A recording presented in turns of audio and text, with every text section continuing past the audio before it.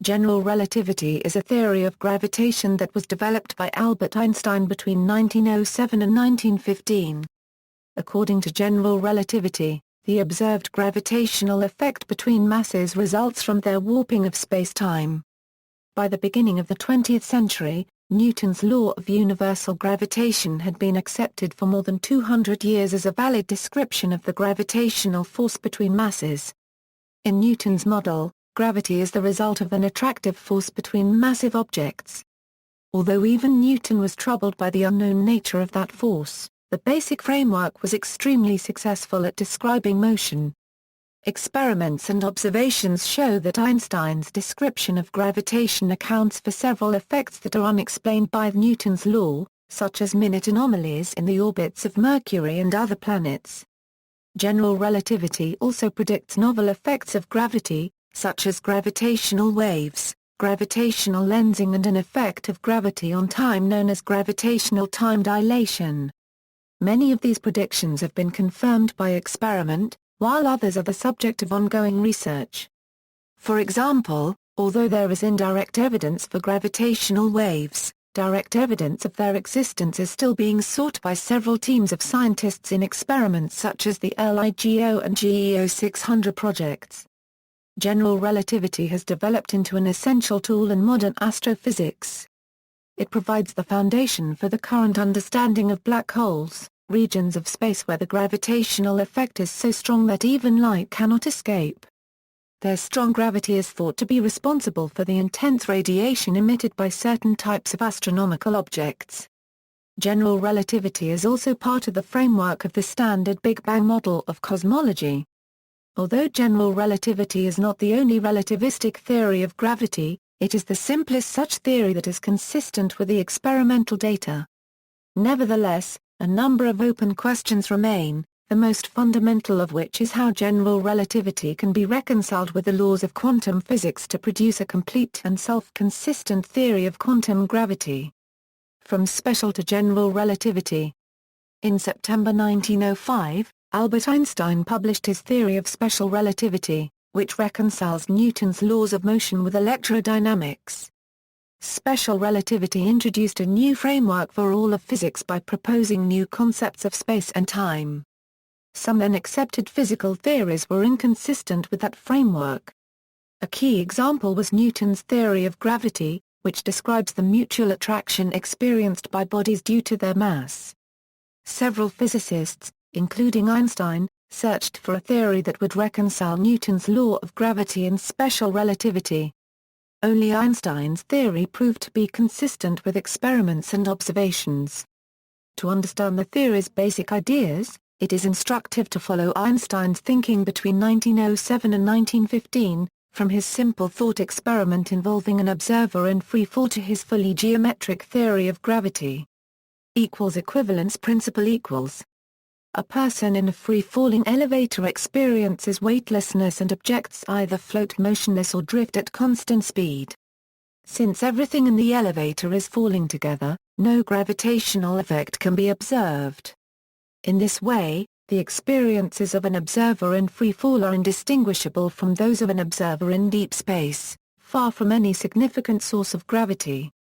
Such observers are the privileged observers Einstein described in his theory of special relativity, observers for whom light travels along straight lines at constant speed. Einstein hypothesized that the similar experiences of weightless observers and inertial observers in special relativity represented a fundamental property of gravity, and he made this the cornerstone of his theory of general relativity, formalized in his equivalence principle. Roughly speaking, the principle states that a person in a free-falling elevator cannot tell that they are in free fall.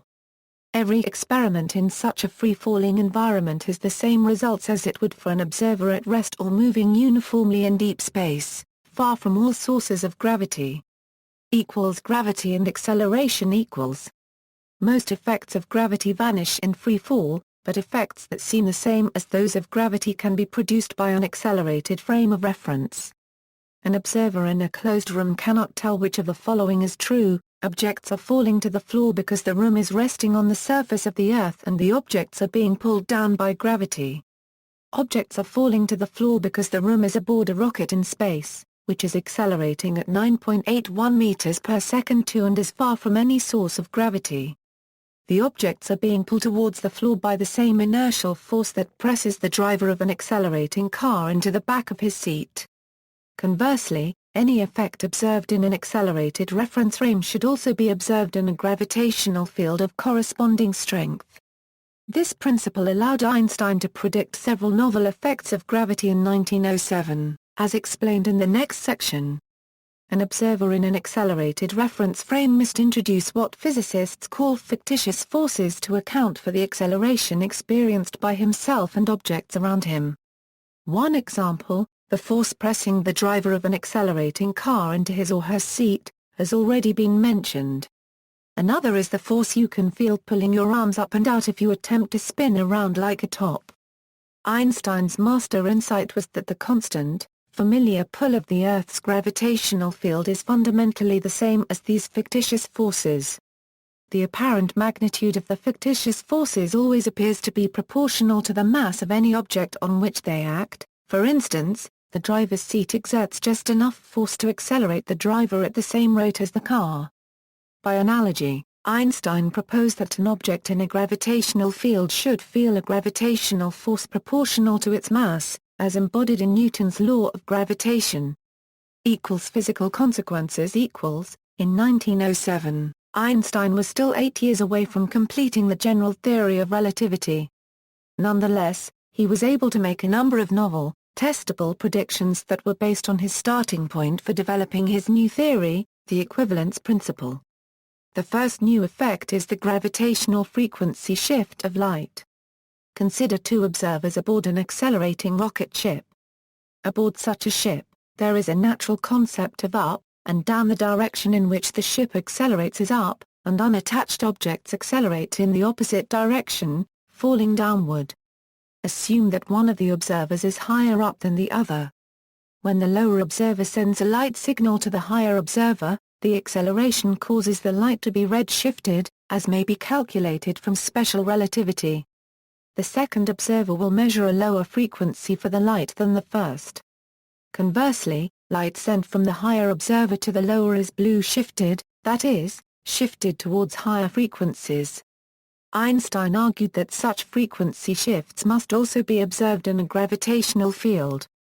This is illustrated in the figure at left, which shows a light wave that is gradually red-shifted as it works its way upwards against the gravitational acceleration.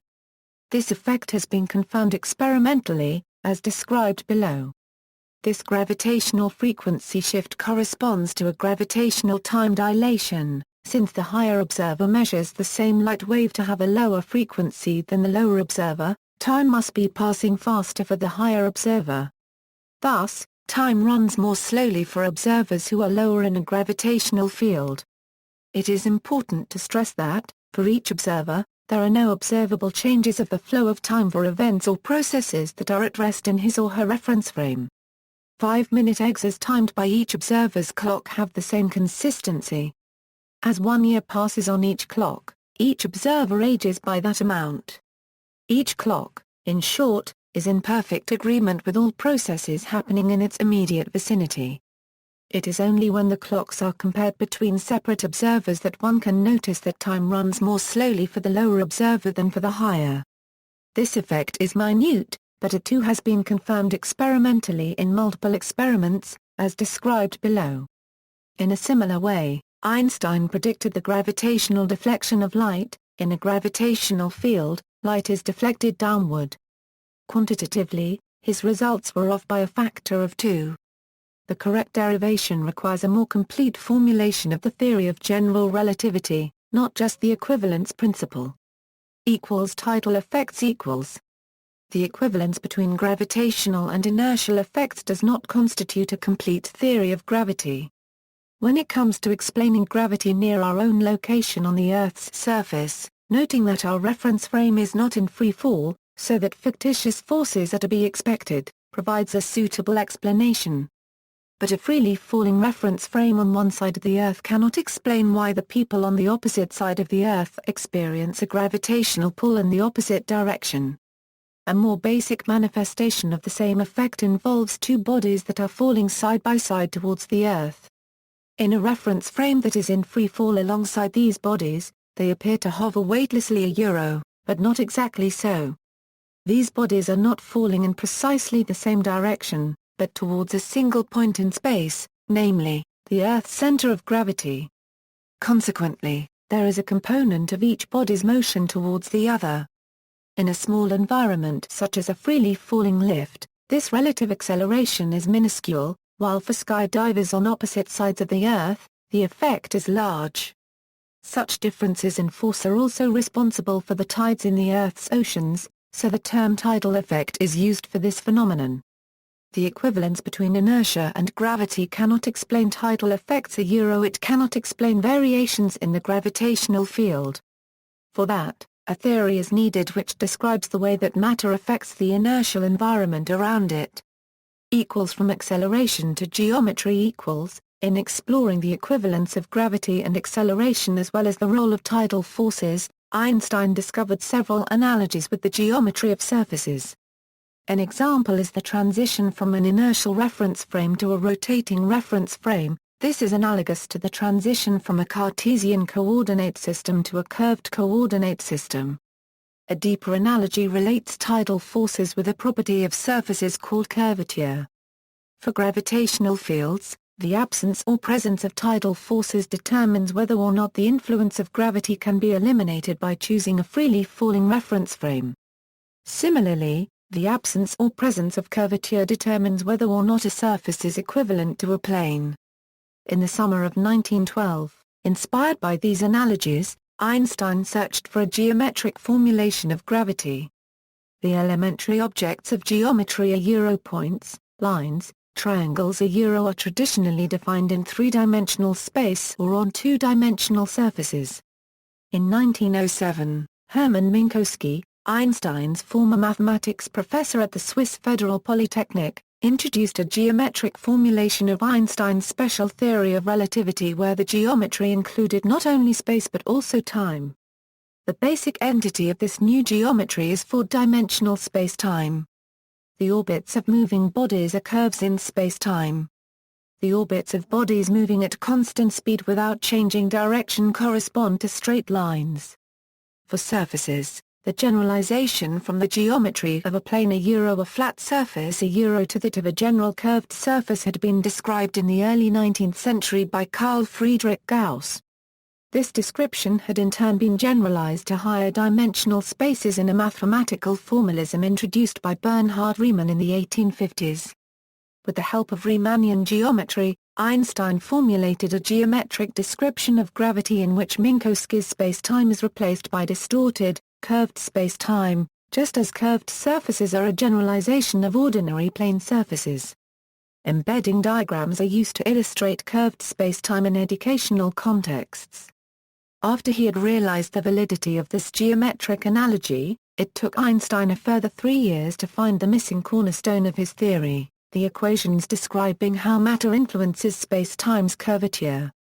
Having formulated what are now known as Einstein's equations, he presented his new theory of gravity at several sessions of the Prussian Academy of Sciences in late 1915, culminating in his final presentation on November 25, 1915. Geometry and gravitation. Paraphrasing John Wheeler, Einstein's geometric theory of gravity can be summarized thus: space-time tells matter how to move. Matter tells space-time how to curve. What this means is addressed in the following 3 sections, which explore the motion of so-called test particles, examine which properties of matter serve as a source for gravity, and, finally, introduce Einstein's equations, which relate these matter properties to the curvature of spacetime. Probing the gravitational field. In order to map a body's gravitational influence, it is useful to think about what physicists call probe or test particles, particles that are influenced by gravity, but are so small and light that we can neglect their own gravitational effect. In the absence of gravity and other external forces, a test particle moves along a straight line at a constant speed. In the language of spacetime, this is equivalent to saying that such test particles move along straight-whirled lines in spacetime. In the presence of gravity, spacetime is non-Euclidean, or curved, and in curved spacetime straight world lines may not exist. Instead, test particles move along lines called geodesics, which are as straight as possible, that is, they follow the shortest path between starting and ending points, taking the curvature into consideration. A simple analogy is the following: in geodesy, the science of measuring Earth's size and shape, a geodesic is the shortest route between 2 points on the Earth's surface. Approximately, such a route is a segment of a great circle, such as a line of longitude or the equator. These paths are certainly not straight, simply because they must follow the curvature of the Earth's surface. But they are as straight as is possible subject to this constraint. The properties of geodesics differ from those of straight lines. For example, on a plane, parallel lines never meet, but this is not so for geodesics on the surface of the Earth. For example, lines of longitude are parallel at the equator, but intersect at the poles. Analogously, the world lines of test particles in free-fall are spacetime geodesics, the straightest possible lines in spacetime. But still there are crucial differences between them and the truly straight lines that can be traced out in the gravity-free spacetime of special relativity. In special relativity, parallel geodesics remain parallel. In a gravitational field with tidal effects, this will not, in general, be the case. If, for example, two bodies are initially at rest relative to each other, but are then dropped in the Earth's gravitational field, they will move towards each other as they fall towards the Earth's center. Compared with planets and other astronomical bodies, the objects of everyday life have little mass. Where such objects are concerned, the laws governing the behavior of test particles are sufficient to describe what happens. Notably, in order to deflect a test particle from its geodesic path, an external force must be applied. A chair someone is sitting on applies an external upwards force preventing the person from falling freely towards the center of the Earth and thus follow a geodesic, which they would otherwise do without matter in between them and the center of the Earth. In this way, general relativity explains the daily experience of gravity on the surface of the Earth not as the downwards pull of a gravitational force, but as the upwards push of external forces. These forces deflect all bodies resting on the Earth's surface from the geodesics they would otherwise follow. For matter objects whose own gravitational influence cannot be neglected, the laws of motion are somewhat more complicated than for test particles, although it remains true that space-time tells matter how to move. Equal sources of gravity equals, in Newton's description of gravity, the gravitational forces caused by matter. More precisely, it is caused by a specific property of material objects, their mass. In Einstein's theory and related theories of gravitation, curvature at every point in space-time is also caused by whatever matter is present. Here too, mass is a key property in determining the gravitational influence of matter. But in a relativistic theory of gravity, mass cannot be the only source of gravity. Relativity links mass with energy, and energy with momentum. The equivalence between mass and energy, as expressed by the formula E equals mc2, is the most famous consequence of special relativity. In relativity, mass and energy are two different ways of describing one physical quantity. If a physical system has energy, it also has the corresponding mass, and vice versa. In particular, all properties of a body that are associated with energy, such as its temperature or the binding energy of systems such as nuclei or molecules, contribute to that body's mass, and hence act as sources of gravity. In special relativity, energy is closely connected to momentum. Just as space and time are, in that theory, different aspects of a more comprehensive entity called space-time, energy and momentum are merely different aspects of a unified, four-dimensional quantity that physicists call form momentum. In consequence, if energy is a source of gravity, momentum must be a source as well. The same is true for quantities that are directly related to energy and momentum, namely internal pressure and tension. Taken together, in general relativity it is mass, energy, momentum, pressure and tension that serve as sources of gravity. They are how matter tells spacetime how to curve. In the theory's mathematical formulation, all these quantities are but aspects of a more general physical quantity called the energia-momentum tensor. equals Einstein's equations equals Einstein's equations are the centerpiece of general relativity. They provide a precise formulation of the relationship between space-time geometry and the properties of matter, using the language of mathematics. More concretely, they are formulated using the concepts of Riemannian geometry, in which the geometric properties of a space are described by a quantity called a metric. The metric encodes the information needed to compute the fundamental geometric notions of distance and angle in a curved space. A spherical surface like that of the Earth provides a simple example. The location of any point on the surface can be described by two coordinates, the geographic latitude and longitude. Unlike the Cartesian coordinates of the plane, coordinate differences are not the same as distances on the surface, as shown in the diagram on the right. For someone at the equator, moving 30 degrees of longitude westward corresponds to a distance of roughly 3,300 kilometers. On the other hand, someone at a latitude of 55 degrees, moving 30 degrees of longitude westward covers a distance of merely 1,900 kilometers. Coordinates therefore do not provide enough information to describe the geometry of a spherical surface, or indeed the geometry of any more complicated space or spacetime. That information is precisely what is encoded in the metric, which is a function defined at each point of the surface and relates coordinate differences to differences in distance. All other quantities that are of interest in geometry, such as the length of any given curve, or the angle at which two curves meet, can be computed from this metric function. The metric function and its rate of change from point to point can be used to define a geometrical quantity called the Riemann curvature tensor, which describes exactly how the space or spacetime is curved at each point. In general relativity, the metric and the Riemann curvature tensor are quantities defined at each point in spacetime. As has already been mentioned, the matter content of the spacetime defines another quantity, the energy-momentum tensor T, and the principle that spacetime tells matter how to move, and matter tells spacetime how to curve means that these quantities must be related to each other.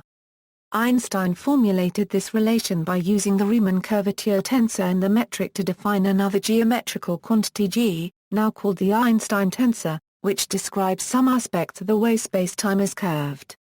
Einstein's equation then states that is up to a constant multiple, the quantity G is equated with the quantity T. Here, G is the gravitational constant of Newtonian gravity, and C is the speed of light from special relativity.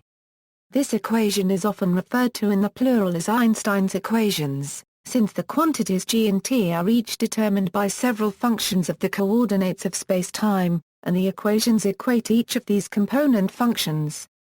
A solution of these equations describes a particular geometry of spacetime.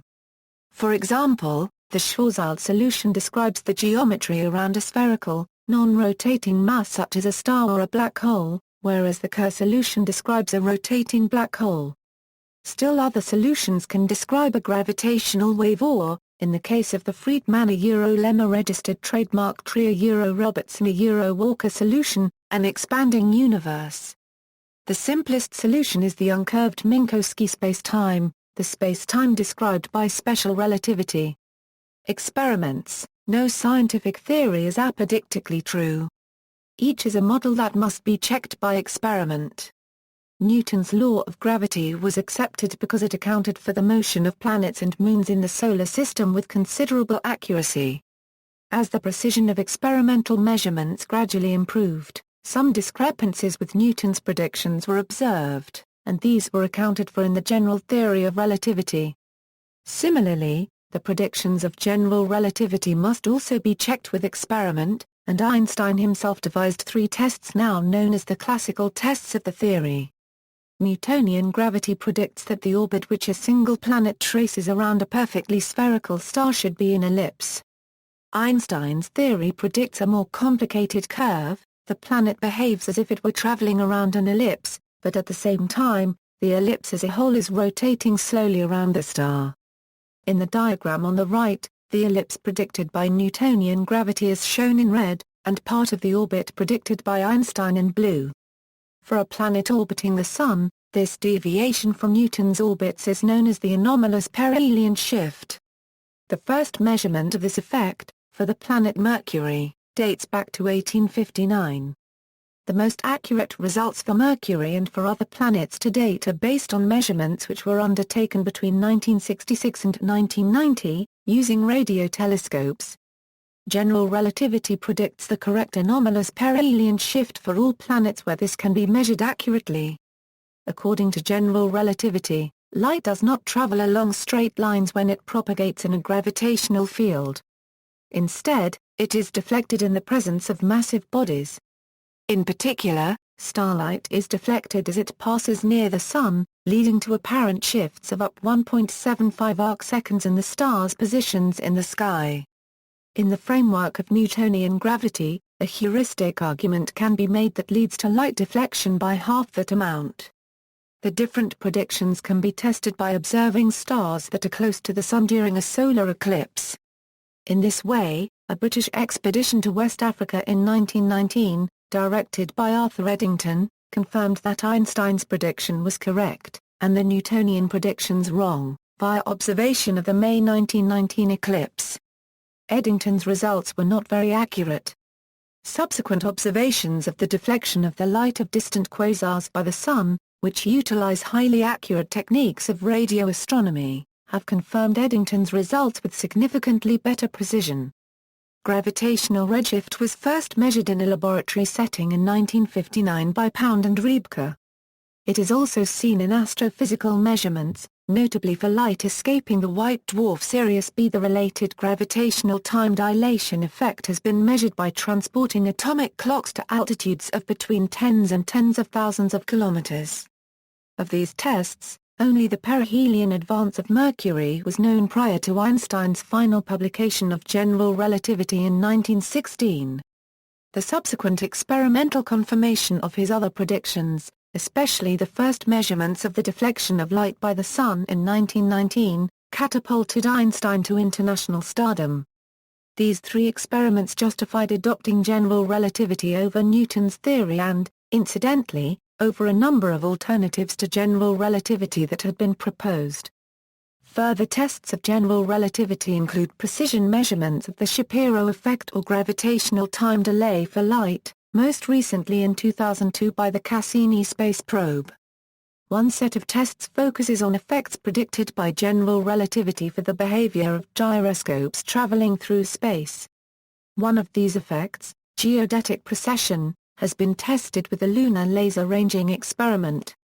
Another, which is related to rotating masses, is called frame dragging.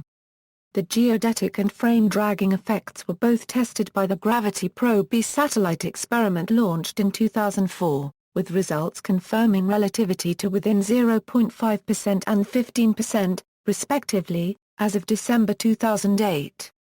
By cosmic standards, gravity throughout the Solar System is weak. Since the differences between the predictions of Einstein's and Newton's theories are most pronounced when gravity is strong, physicists have long been interested in testing various relativistic effects in a setting with comparatively strong gravitational fields. This has become possible thanks to precision observations of binary pulsars. In such a star system, two highly compact neutron stars orbit each other. At least one of them is a pulsar, an astronomical object that emits a tight beam of radio waves. These beams strike the Earth at very regular intervals, similarly to the way that the rotating beam of a lighthouse means that an observer sees the lighthouse blink, and can be observed as a highly regular series of pulses. General relativity predicts specific deviations from the regularity of these radio pulses. For instance, at times when the radio waves pass close to the other neutron star, they should be deflected by the star's gravitational field. The observed pulse patterns are impressively close to those predicted by general relativity.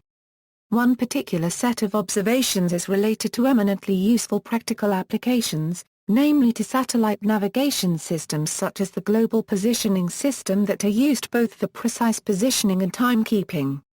Such systems rely on two sets of atomic clocks, clocks aboard satellites orbiting the Earth, and reference clocks stationed on the Earth's surface. General relativity predicts that these two sets of clocks should tick at slightly different rates, due to their different motions and their different positions within the Earth's gravitational field. In order to ensure the system's accuracy, the satellite clocks are either slowed down by a relativistic factor, or that same factor is made part of the evaluation algorithm. In turn, tests of the system's accuracy are testament to the validity of the relativistic predictions. A number of other tests have probed the validity of various versions of the equivalence principle. Strictly speaking, all measurements of gravitational time dilation are tests of the weak version of that principle, not of general relativity itself. So far, general relativity has passed all observational tests. Astrophysical applications, models based on general relativity play an important role in astrophysics. The success of these models is further testament to the theory's validity. Gravitational lensing . Since light is deflected in a gravitational field, it is possible for the light of a distant object to reach an observer along two or more paths. For instance, light of a very distant object such as a quasar can pass along one side of a massive galaxy and be deflected slightly so as to reach an observer on Earth, while light passing along the opposite side of that same galaxy is deflected as well, reaching the same observer from a slightly different direction. As a result, that particular observer will see one astronomical object in two different places in the night sky. This kind of focusing is well known when it comes to optical lenses, and hence the corresponding gravitational effect is called gravitational lensing. Observational astronomy uses lensing effects as an important tool to infer properties of the lensing object. Even in cases where that object is not directly visible, the shape of a lensed image provides information about the mass distribution responsible for the light deflection. In particular, gravitational lensing provides one way to measure the distribution of dark matter, which does not give off light and can be observed only by its gravitational effects. One particularly interesting application are large-scale observations, where the lensing masses are spread out over a significant fraction of the observable universe, and can be used to obtain information about the large-scale properties and evolution of our cosmos. Gravitational waves Gravitational waves, a direct consequence of Einstein's theory, are distortions of geometry that propagate at the speed of light, and can be thought of as ripples in space-time. They should not be confused with the gravity waves of fluid dynamics, which are a different concept. Indirectly, the effect of gravitational waves has been detected in observations of specific binary stars. Such pairs of stars orbit each other and, as they do so, gradually lose energy by emitting gravitational waves. For ordinary stars like the Sun, this energy loss would be too small to be detectable, but this energy loss was observed in 1974 in a binary pulsar called PSR 1913+16. In such a system, one of the orbiting stars is a pulsar. This has two consequences. A pulsar is an extremely dense object known as a neutron star, for which gravitational wave emission is much stronger than for ordinary stars. Also, a pulsar emits a narrow beam of electromagnetic radiation from its magnetic poles.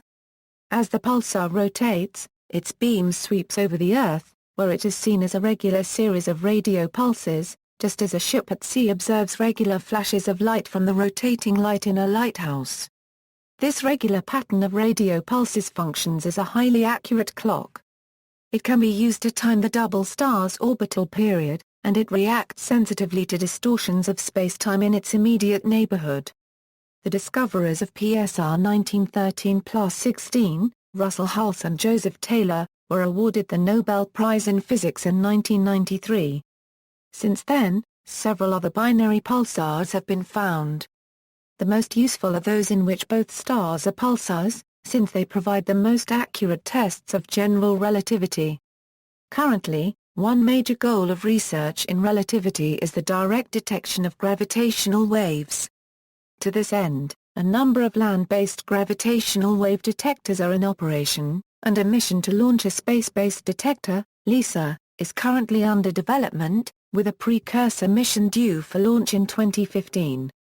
If gravitational waves are detected, they could be used to obtain information about compact objects such as neutrons, stars and black holes, and also to probe the state of the early universe fractions of a second after the Big Bang. equals black holes equals.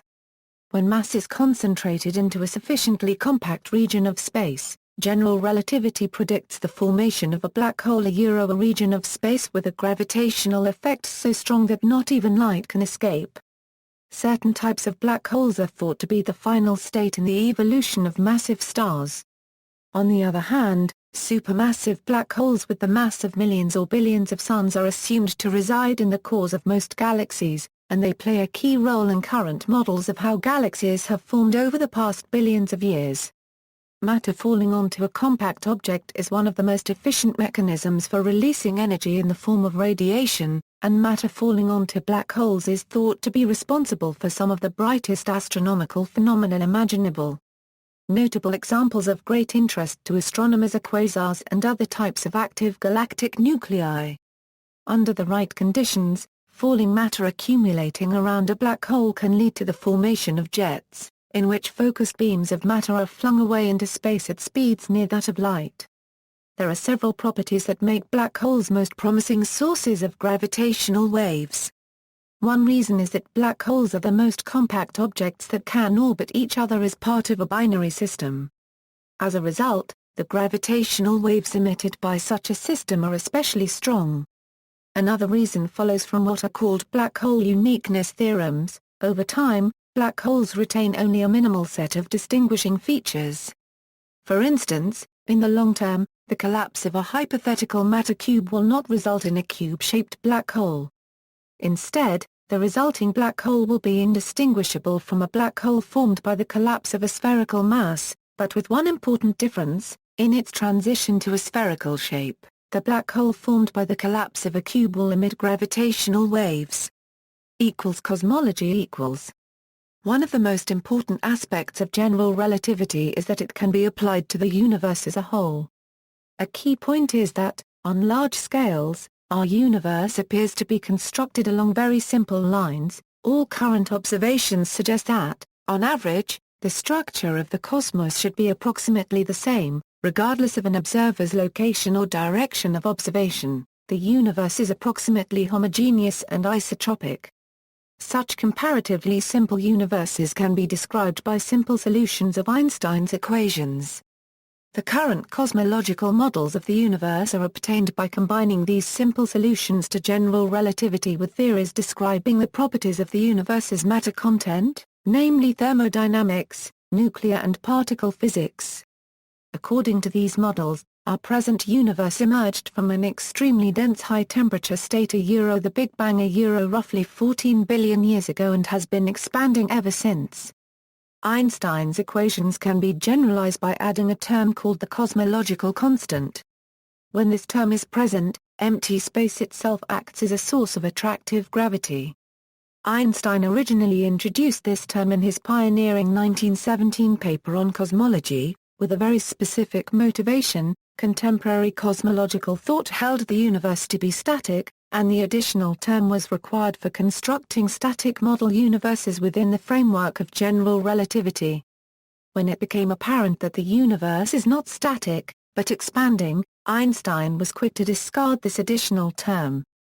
Since the end of the 1990s, however, astronomical evidence indicating an accelerating expansion consistent with a cosmological constant or, equivalently, with a particular and ubiquitous kind of dark energy has steadily been accumulating. Modern research, general relativity is very successful in providing a framework for accurate models which describe an impressive array of physical phenomena. On the other hand, there are many interesting open questions, and in particular, the theory as a whole is almost certainly incomplete. In contrast to all other modern theories of fundamental interactions, general relativity is a classical theory. It does not include the effects of quantum physics. The quest for a quantum version of general relativity addresses one of the most fundamental open questions in physics. While there are promising candidates for such a theory of quantum gravity, notably string theory and loop quantum gravity, there is at present no consistent and complete theory. It has long been hoped that a theory of quantum gravity would also eliminate another problematic feature of general relativity, the presence of spacetime singularities. These singularities are boundaries of spacetime at which geometry becomes ill-defined, with a consequence that general relativity itself loses its predictive power. Furthermore, there are so-called singularity theorems which predict that such singularities must exist within the universe if the laws of general relativity were to hold without any quantum modifications. The best-known examples are the singularities associated with the model universes that describe black holes and the beginning of the universe. Other attempts to modify general relativity have been made in the context of cosmology. In the modern cosmological models, most energy in the universe is in forms that have never been detected directly, namely dark energy and dark matter. There have been several controversial proposals to obviate the need for these enigmatic forms of matter and energy, by modifying the laws governing gravity and the dynamics of cosmic expansion, for example modified Newtonian dynamics. Beyond the challenges of quantum effects and cosmology, research on general relativity is rich with possibilities for further exploration. Mathematical relativists explore the nature of singularities and the fundamental properties of Einstein's equations. Ever more comprehensive computer simulations of specific spacetimes are run, and the race for the first direct detection of gravitational waves continues apace. More than 90 years after the theory was first published, research is more active than ever. See also: General Relativity, Introduction to Mathematics of General Relativity, Introduction to Special Relativity, History of General Relativity, Tests of General Relativity, Numerical Relativity, Derivations of the Lorentz transformations. Notes. References: Ashby, Neil, Relativity and the Global Positioning System, Physics Today 55, 41 Bibcode, 2002 PHT, 55E41A, doi, 10.1063/1.14855583, Ashby, Neil, Relativity and the Global Positioning System, Living Reviews in Relativity 6, 1, Bibcode, 2003 LRR, 6, 1A, doi, 10.12942/LRR 2003-1, retrieved July 6, 2007, Bartusiak, Marcia, Einstein's Unfinished Symphony, Listening to the Sounds of Space-Time, Berkeley, ISBN 978-0-425-18620-6, Berry, Michael 5, Principles of Cosmology and Gravitation, Institute of Physics Publishing, ISBN 0-85274-037-9, Bertotti, Bruno, The Cassini Experiment, Investigating the Nature of Gravity, in Riemann, JAR 1/4 RGEN, 100 authors for Einstein, Wiley VCH, pages 402-405, ISBN 3-527-40574-7, Blair, David. McNamara, Jeff, Ripples on a Cosmic Sea. The Search for Gravitational Waves, Perseus, ISBN 0-7382-0137-5, Caldwell, Robert R. Crittenden, R., Dark Energy, Physics World, 17, 5, 37 AR Ziv, Astro PH/03050001, Bibcode, 2004 Nature 427. 45b, doi, 10.1038/Nature 02139, PMID 14702078, Tresile, Pyatt, How many different kinds of black hole are there? http www.einstein-online.info Einstein Online, retrieved July 15, 2007, Cowan, Ron, A Dark Force in the Universe, Science News 159, 218, doi, 10.2307/3981642, JSTOR 3981642, Disney, Michael, A New Look at Quasars, Scientific American 6, 52 doi, 10.1038/Scientific American 0698-52, Eilers, JAR 1/4. IGN. Rinner, Wolfgang, Local and Global Light Bending in Einstein's and Other Gravitational Theories, General Relativity and Gravitation 29, 519 euro 529, bibcode 1997 GREG 29519E, doi 10.1023 per hour, 1,018,843,001,842, Einstein, Albert, Kosmologische Betrachtungen zur allgemeinen Relativitätstheorie, Sitzungsbericht der Preußischen Akademie der Wissenschaften, 142, Einstein, Albert, Relativity. The Special and General Theory, Crown Publishers, Friedrich, Helmut, is general relativity essentially understood? Annalen Phys 15, 84 euro 108, ARZIV, GRQC/05080016, bibcode 2006 and p. 518. 84F, doi 10.1002/ANDP 200510173, Druck, Robert, General Relativity from A to B, University of Chicago Press, ISBN 0-226-28864-1, Giulni, Domenico, Special Relativity.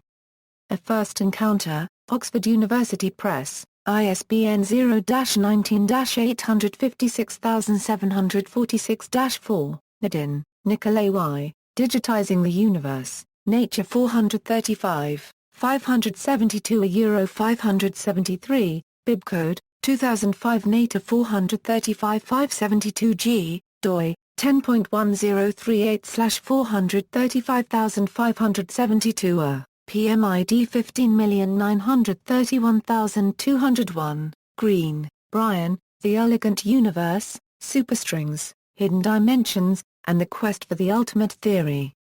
Vintage, ISBN 0-375-70811-1, Green, Brian, The Fabric of the Cosmos, Space, Time, and the Texture of Reality, A. A. Knopf, bibcode 2004 FCST Book, G, ISBN 0-375-41288-3, Harrison, David M., A Non-Mathematical Proof of Gravitational Time Dilation, retrieved May 6, 2007, Harrell, Gerard, The Confirmation of the General Theory of Relativity by the British Eclipse Expedition of 1919, in Riemann, JAR 1/4 GEN, 100 authors. For Einstein, Wiley VCH, pages 182 euro 187, ISBN 3-527-40574-7, Hogan, Craig J., The Little Book of the Big Bang. A Cosmic Primer, Springer, ISBN 0-387-98385-6, Janssen, Michelle, Of Pots and Holes, Einstein's Bumpy Road to General Relativity, Ann.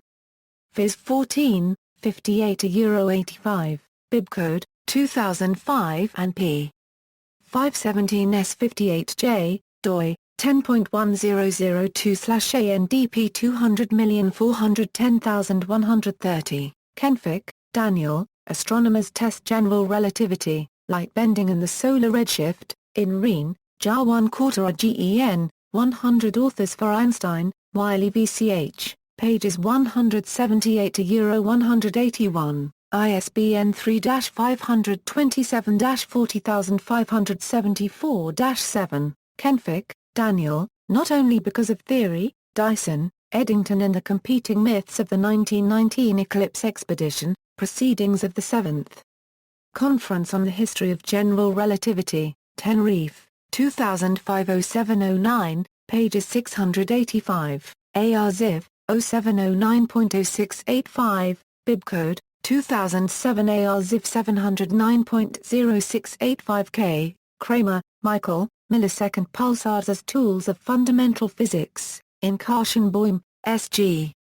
Peak, E., Astrophysics, Clocks and Fundamental Constants, Springer, pages 33 euro 54, Lehner, Louis, Numerical Relativity, Status and Prospects, Proceedings of the 16th International Conference on General Relativity and Gravitation, held 15 euro July 21, 2001 in Durban, pages 210, ARZIV, GRQC/02020055, bibcode 2002 GRG Conf 210L, doi, 10.1142/9789812776556. 0010, ISBN 978-981-238-171-2, Lochner, Jim, ed., Gravitational Lensing, Imagine the Universe website, retrieved June 12, 2007, Maddox, John, What Remains to be Discovered, Macmillan, ISBN 0-684-82292. Mermin, N. David, It's About Time. Understanding Einstein's Relativity, Princeton University Press, ISBN 0-691-12201-6, Milgram, Maud High, Does Dark Matter Really Exist? Scientific American 287, 30/37, doi, 10.1038/Scientific American 0802-42, Norton, John D., What was Einstein's Principle of Equivalence? Studies in History and Philosophy of Science 16, 203/246, doi, 10.1016/0039-3681, 85, 90002-0, retrieved June 11, 2007, Newbury, Pete, Gravitational Lensing Web Pages, retrieved June 12, 2007, Netto, Michael Martin, The Quest to Understand the Pioneer Anomaly, Europhysics News 37, 30/34, Bibcode, 2006 E-News 37. 30N, doi, 10.1051/EPN, 2006604, Pays, Abraham, Subtle is the Lord. The Science and Life of Albert Einstein, Oxford University Press, ISBN 0-19-853907-X, Penrose, Roger, The Road to Reality, A. A. Knopf, ISBN 0-679-45443-8, Paragraphs L. M. The Equivalence Principle and the Deflection of Light, http, www.einstein-online.info. Einstein Online, archived from the original on May 3, 2007, retrieved May 6, 2007, Poisson, Eric, The Motion of Point Particles in Curved Spacetime.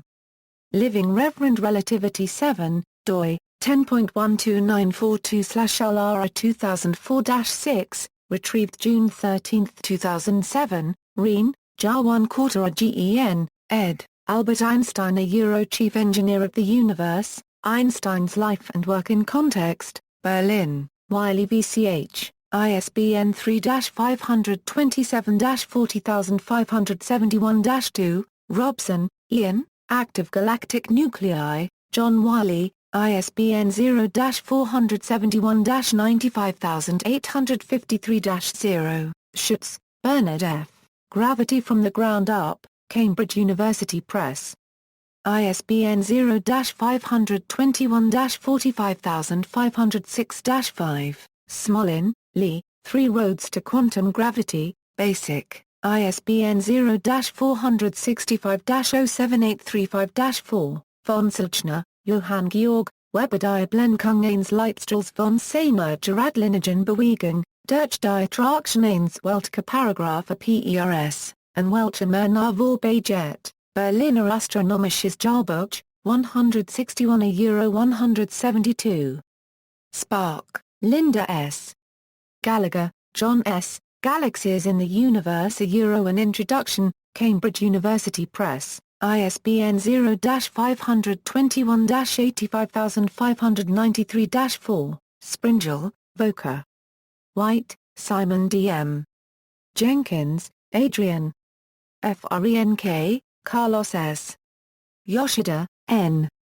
Gao, L. Navarro, J. Thacker, R. Croton, D.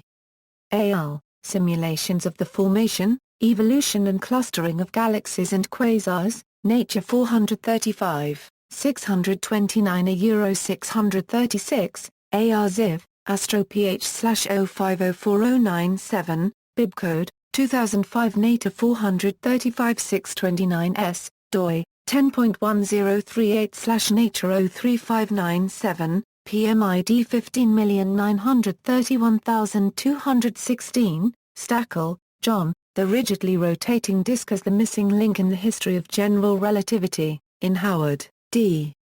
Stackel, J. Einstein and the History of General Relativity, Berger Currency User, pages 48 to 62, ISBN 0-8176-3392-8, Thorne, Kip, Black Holes and Time Warps, Einstein's Outrageous Legacy, W. W. Norton and Company, ISBN 0-393-31276-3, Trimble, Virginia. Barstow, Martin, Gravitational Redshift and White Dwarf Stars, http, www.einstein-online.info. Einstein Online, retrieved June 13, 2007, Wheeler, John A., A Journey into Gravity and Space-Time, Scientific American Library, San Francisco, W. H. Freeman, ISBN 0-7167-6034-7, Will, Clifford M., Was Einstein Right? Oxford University Press, ISBN 0-19-286170-0, Will, Clifford M., The Confrontation Between General Relativity and Experiment, Living Reverend Relativity 9, 3, AR Ziv, GRQC/05100072, Bibcode, 2006 LRR, 9, 3W, doi, 10.12942/LRR 2006-3, retrieved June 12, 2007, Wright, Ned, Cosmology Tutorial and FAQ, University of California at Los Angeles, retrieved June 12, 2007. External links, additional resources, including more advanced material, can be found in General Relativity Resources. Einstein Online. Website featuring articles on a variety of aspects of relativistic physics for a general audience, hosted by the Max Planck Institute for Gravitational Physics, NCSA Space-Time Wrinkles. Website produced by the Numerical Relativity Group at the National Center for Supercomputing Applications, featuring an elementary introduction to general relativity, black holes and gravitational waves.